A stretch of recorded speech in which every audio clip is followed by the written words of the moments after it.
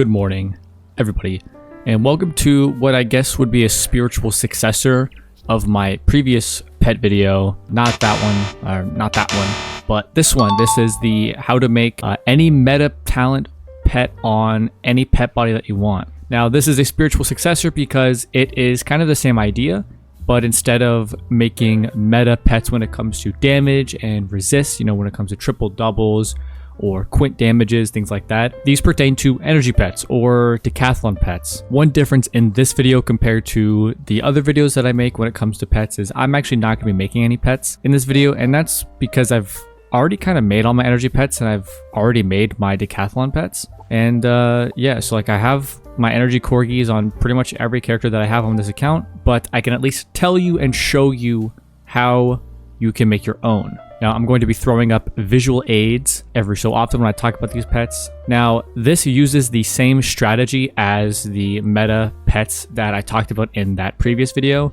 These are weaving exclusive pets. If you remember, there are certain pets that are weaving exclusive. They come from, I believe, the end of the weaving questline in Selenopolis. Not Selenopolis as in like the level 170 world, but Selenopolis as in like where you actually choose your weaving school. The one I remember the most is the Morzilla. You see it says magic weaving only and storm school only.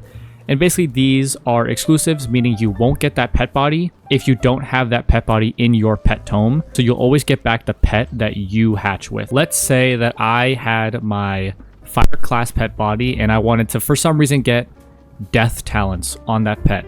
I could use the Charred dragon pets that are in the kiosk. I believe it would be these ones.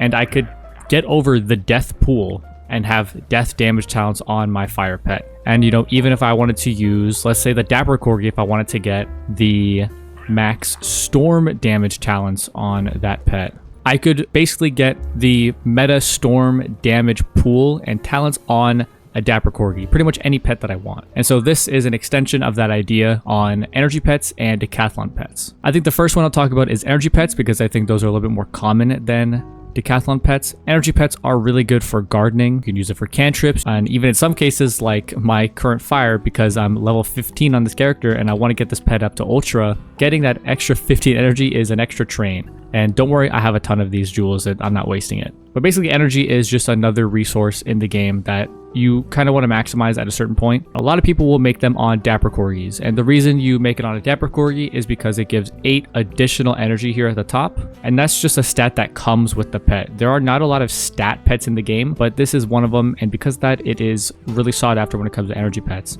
But that's not the only way people make energy pets. Before, a lot of people would make energy pets on the Pixies, or on the Piggles, or on the Calyxo Kitten, or the Blood Bats. Basically, they would make energy pets on the cheapest body that they could. But because of these weaving exclusives, you can make energy pets on whatever body that you want. So for example, I could make an energy pet on my fire class pet. And the other thing about these Decathlon and energy pets is they are not limited to a certain school. Let's go back to our Morzilla example. Let's say I wanted to get storm stats on my fire class pet.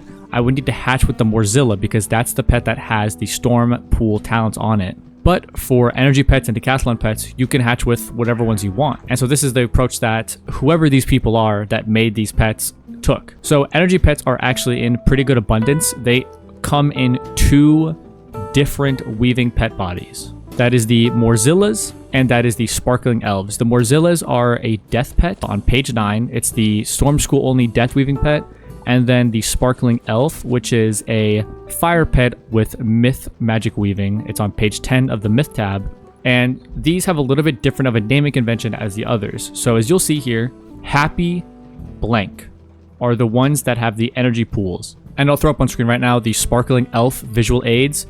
There are a couple. There's first one will tell you every variant that there is. You've got Happy Haley, you've got Happy Spencer, you've got Happy Tiger, and then you've got Happy Rex. Right now we're looking at Happy Rex, and so if we wanted to, we could map the talent pool that we see in the visual aid to the one that we see in the kiosk right now. In fact, let's actually do that. So we have up at the top, we have Fishing Luck. The first one's the Epic Fishing Luck.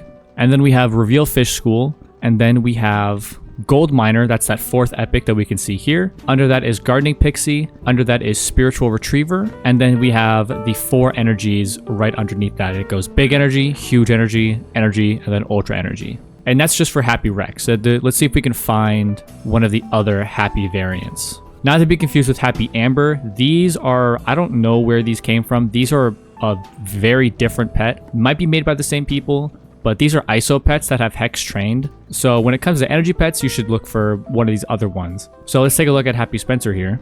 Going down the pool here, we've got Epic Fishing Luck, Reveal Fish School, Gold Miner, Hatch Catcher, Gardening Pixie, and then our 4 energy talents. Once again, that's Big Energy, Huge Energy, Energy, and then Ultra Energy.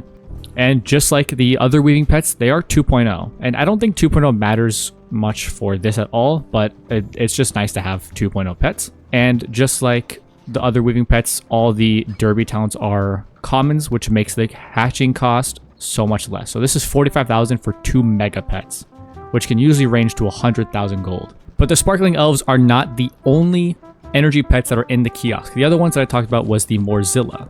Throwing them up on the screen, we actually don't have the full pool, and that's because, if I'm understanding correctly, they have made these ISO pets, which means that all of the talents are common except for the ones that they actually want to have manifested. I'll admit, I don't understand how ISO pets work. I think maybe it's like the commons won't get manifested or something, but basically, this is a sort of a meta that a lot of pet makers have used to make these sort of pets. And it's not just for Decathlon pets. People have made ISO pets for normal pets. Like you could see a triple-double ISO pet where it'd be these 5 talents and then the rest are commons.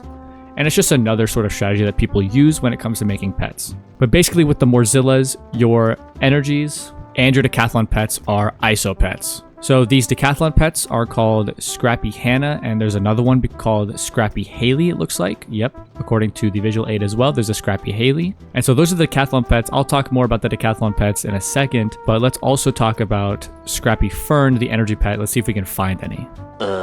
Okay, so funny enough, I actually couldn't find any of the Scrappy Ferns in the kiosk. That could be due to them being hatched out or the person not having them put the pets back in, but according to the visual aid, they are there. They say that there are 2 of them, so they could be more of a commodity. So when it comes to the energy pets, you might want to use the Sparkling Elves because there seems to be more of an abundance of them. So that are all the energy pets. And when it comes to energy pets, ultimately there are 5 talents that you do really want, and that is the 4 energy talents and then the Maycast Gardening Pixie. And then that other talent, the gold is nice. I wouldn't say it's a necessary talent. You could get a retrieving talent like they have on the Sparkling Elves. But ultimately, I think Gardening Pixie and then the 4 energies are the 5 talents that you really, really want to look for. And so let's switch gears to Decathlon pets. Decathlon is, as I'm recording this, there's only 1 day left, but Decathlon is a side activity where you use treasure cards and just your deck as well as your pet, but the pet stats don't carry over. However, pet Maycasts do. And so there are 2 Decathlon pets in the kiosk using these weaving pets. And as I just showed you, it's the Morzilla. I'm not going to show you again because those are ISO pets. What you see manifested are the talents that are contributing to Decathlon. The other one, however, is the Charred Dragon. And if you want to know where this pet is, this is in the Fire tab, Death School only Fire Magic Weaving pet. But don't be alarmed, you can hatch with this pet. And here we go, this is the pet that we're looking for. Captain Isabella is the one that has the Decathlon talents. There might be multiple, I'm not 100% sure, but this is the one that sparked me knowing that this one existed when I was doing a little bit of research last night. And this one we actually do have the full talent pool for as well, as we can see on screen. I'll have it pulled up and we could even go through and look. So up at the top here, we've got Guardian Wall. Next up is Brace for Impact, then Frozen Kraken Trained, then Sprightly, Fairy, Sprite Queen, Ally Tower Shield, Energizing, Unicorn, and then Defender's Rampart. So this is just another really good option to get a Decathlon pet, just easier, and you can get it on any pet body you want. And for Decathlon, the pet body does not matter at all. You can't get the stats from the pet, so you can get it on any pet that you want. I've always chosen the Feather Tabby because I just think it's the cutest. So all of my Decathlon pets are the feathered tabby, except for I've also got the like myth little gargoyle guy, but that doesn't matter. Basically what this means is that you can get Decathlon pets on any pet body that you want. If there's a pet body that you think is the cutest or the coolest or whatever, like let's say, I don't know, there's a crown pet that you really like let's say you really like this alien piggle, but it's not that useful as a normal pet, so you want to use it for Decathlon, you could use the alien piggle in the kiosk, hatch with the Charred dragon or the Morzillas, and then you could get a perfect Decathlon pet on your favorite pet body. And it just makes it so easy. It makes it also really affordable with the way that they do the derby talents to just get a lot of good pets pretty quickly. If you have the potions from Promenade, you could get pets honestly in an afternoon. It took me 30 minutes to make this pet from a Gen 1 pet. You can check it in this video. But yeah, it's honestly a very good meta for the pets right now where we're at when it comes to meta pets, whether that's damage pets or energy pets or Decathlon pets. And whoever these people are, I don't know who they are. They are a very good resource for the community when it comes to making a lot of these meta pets. And honestly, I think that does it for this video. There's nothing else I can really talk about. Yeah, I hope you guys learned something about making energy pets or Decathlon pets. I hope this makes you more inclined to play Decathlon. Right now, I'm at 5 out of 7 for Decathlon, so only 2 more months until I have all 7 hamsters. And then once I have all 7 hamsters, I'm going to make a mega guide for Decathlon and talk about farming and all the hamsters and everything like that. So be on the lookout for that in a couple months. But for now, I will see you guys in the next one. Bye bye.